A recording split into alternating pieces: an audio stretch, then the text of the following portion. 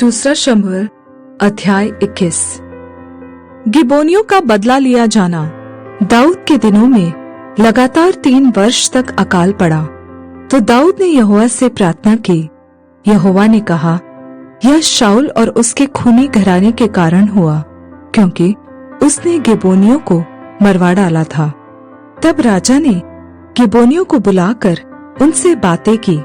गिबोनी लोग तो इस्राएलियों में से नहीं थे, वे बचे हुए एमोरियों में से थे, और इस्राएलियों ने उनके साथ शपथ खाई थी। परंतु शाऊल को जो इस्राएलियों और यहूदियों के लिए जलन हुई थी, इससे उसने उन्हें मार डालने के लिए यत्न किया था। तब दाऊद ने गिबोनियों से पूछा, मैं तुम्हारे लिए क्या करूं और क्या करके ऐसा प्रायश्चित करूं कि तुम यहोवा के निज भाग को आशीर्वाद दे सको। गिबोनियों ने उससे कहा, हमारे और शाऊल या उसके घराने के मध्य रुपए पैसे का कुछ झगड़ा नहीं, और न हमारा काम है कि किसी इस्राएली को मार डाले।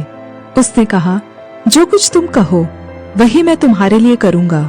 उन्होंने राजा से कहा, जिस पुरुष ने हमको नष्ट कर दिया और हमारे विरुद्ध ऐसी युक्ति की कि हमारा ऐसा सत्यानाश हो जाए कि इस्राएल के देश में आगे को न रह सके, उसके वंश के 7 जन हमें सौंप दिए जाए, और हम उन्हें यहोवा के लिए यहोवा के चुने हुए शाऊल की गिबा नामक बस्ती में फांसी देंगे। राजा ने कहा, मैं उनको सौंप दूंगा। परंतु दाऊद ने और शाऊल के पुत्र योनातान ने आपस में यहोवा की शपथ खाई थी।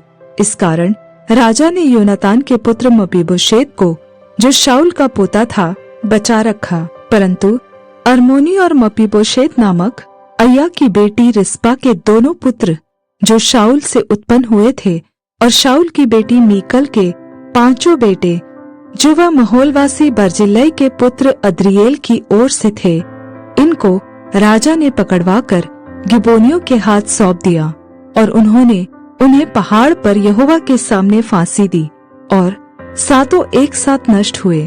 उनका मार डाला जाना तो कटनी के पहले दिनों में, अर्थात जौ की कटनी के आरंभ में हुआ।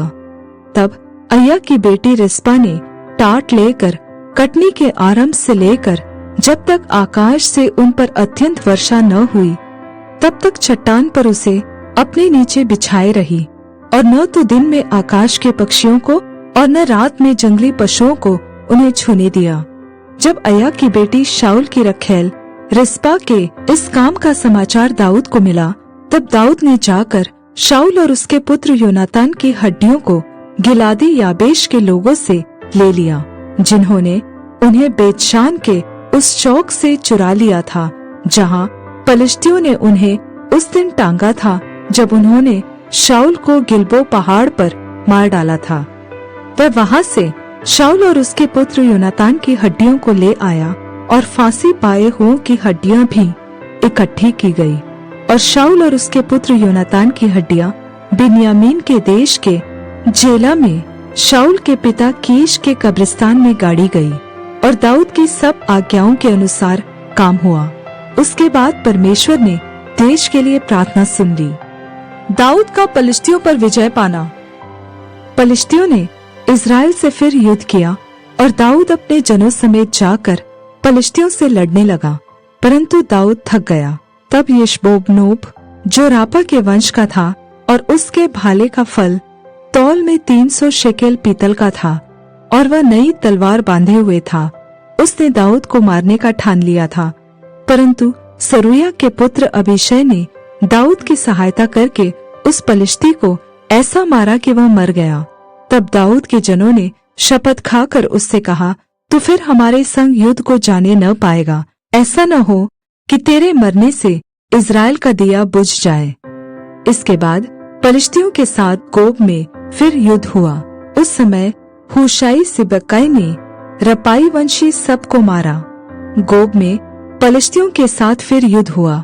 उसमें बेतलहम वासी यारयोरगीम के पुत्र एलहनान ने गतवासी गोलियात को मार डाला, जिसके बर्छे की छड़ जुलाहे की डोंगी के समान थी। फिर गत में भी युद्ध हुआ, और वहां बड़े डीलडौल वाला एक रपाई वंशी पुरुष था, जिसके एक एक हाथ पांव में 6 उंगली अर्थात गिनती में 24 उंगलियां थी। जब उसने इस्राएल को ललकारा, तब दाऊद के भाई शिमया के पुत्र योनातान ने उसे मारा। ये ही 4 गत में उस रापा से उत्पन्न हुए थे और वे दाऊद और उसके जनों से मार डाले गए।